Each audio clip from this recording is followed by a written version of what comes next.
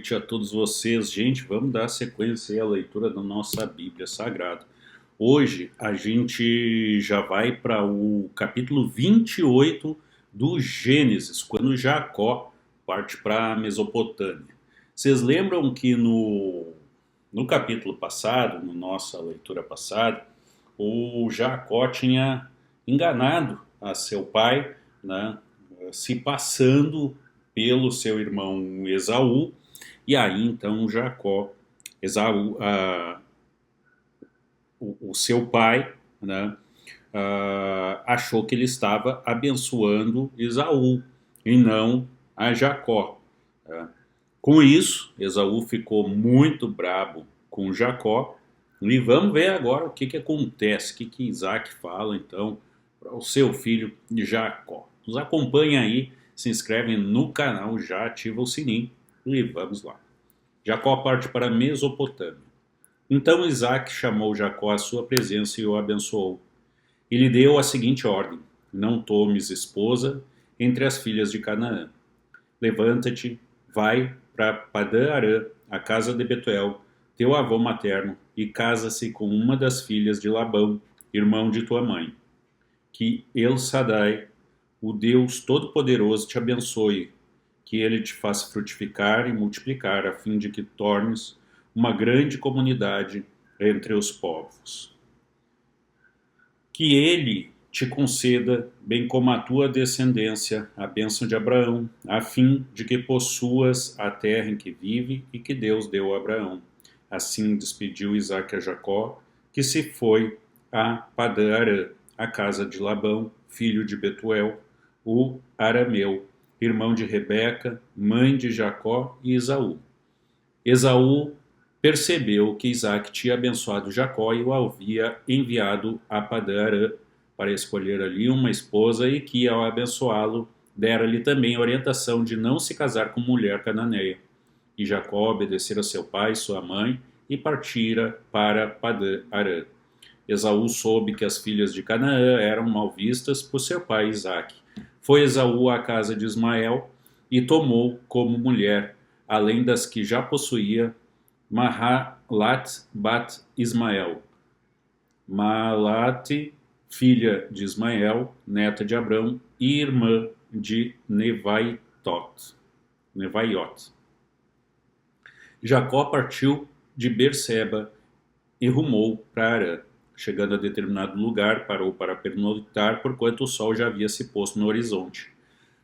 Tomando uma das pedras dali, usou-a como travesseiro e deitou-se. E teve um sonho, no qual viu uma escada apoiada na terra, seu topo alcançava os céus e os anjos de Deus subiam e desciam por ela. Eis que o Senhor estava de pé diante dele e lhe anunciou: Eu sou Yahweh, o Deus de Abraão, teu pai, e o Deus de Isaque. A terra sobre a qual dormiste, eu a dou a ti e à tua descendência. Tua posteridade se tornará numerosa como a poeira do solo. Tu te estenderás para o ocidente e o oriente, para o norte e para o sul. E todos os clãs da terra serão abençoados por teu intermédio e por tua descendência. Eu estou contigo e te guardarei em todo lugar aonde fores, e te reconduzirei a esta terra, porque não te deixarei enquanto não cumprir eu tudo o que prometi. Jacó acordou de seu sono e fez o seguinte comentário: Na verdade, o Senhor está nesse lugar e eu não sabia. Então sentiu medo e exclamou: Quão temível é esse lugar! Certamente não é outro, senão Bet-El, a casa de Deus. Eis que encontrei a porta dos céus. Levantando-se antes do raiar do sol, tomou a pedra que lhe servia de travesseiro, colocou-a em pé como um pilar e derramou óleo puro sobre seu topo. A esse lugar deu o nome de Betel, casa de Deus, embora a cidade anteriormente se chamasse Luz.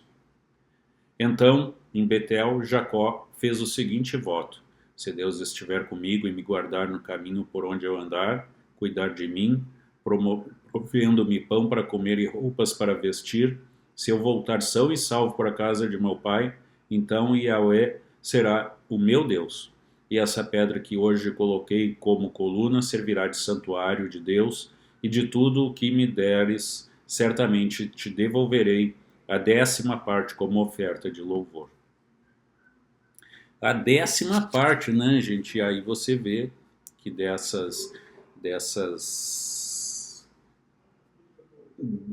culturas, né, desses sentimentos que se tinha antes, né, é que veio, inclusive, o dízimo, né, a 10ª parte, seja das ovelhas, das frutas, dos bens, enfim, que a terra dava, das riquezas, né, do gado. Então, tudo isso, quando você tinha, por exemplo, 100 cabeças de gado, eles pegavam 10 cabeças daquele gado e ofereciam a Deus em holocausto, né? Após a vinda de Cristo, é que essas tradições terminaram, principalmente essas tradições de sacrificar animais, né? E que ainda residem em algumas religiões, principalmente afrodescendentes, religiões como Umbanda, né? E por aí vai, né? Que eles fazem os famosos despachos. E por que a gente diz que quem, né, tem essas culturas, essas outras religiões, não conhece a Cristo?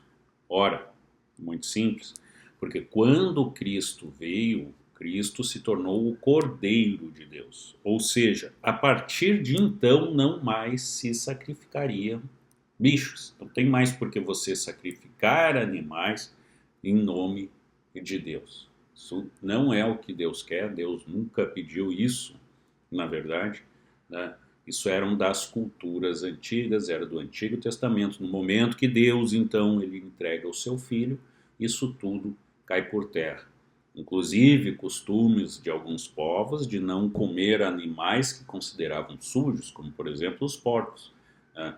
Porém, quem se baseia, as culturas que se baseiam apenas no Antigo Testamento, como é o caso, por exemplo, dos judeus, então eles mantêm essa cultura de não comer porco. Por quê? Porque é um animal sujo. Nós que somos cristãos, e aí quando eu falo cristão, o crente, é o que crê em Jesus Cristo. Então essas coisas não precisam chegar até nós. Nós não temos que seguir esse tipo de tradição. É claro que isso, né, gente, vamos lá, vai de cada um. O que eu estou dizendo é que não é proibido, tá? Então que isso fique bem claro. Claro que a gente tem aí a quaresma, quando, né, quem é crente evita comer carne, principalmente carne de gado, carne de porco, esse tipo de coisa, né? Alguns não comem carne de espécie alguma, outros comem até frango, peixe, mas não a carne de gado. Tá explicado? Aí, né, gente, você vê, né, que como são, assim como Isaac abençoou a Jacó, que o cara era matreiro, esse Jacó, vamos combinar, né? E por outro lado, Esaú, ele tomou de esposa, além daquelas que tinha justamente as filhas de Canaã, que eram mal vistas pelo seu pai Isaac, né? Então, vejam como Esaú, na verdade, ele faz uma afronta, né? E afrontar ao próprio pai era praticamente como afrontar a Deus.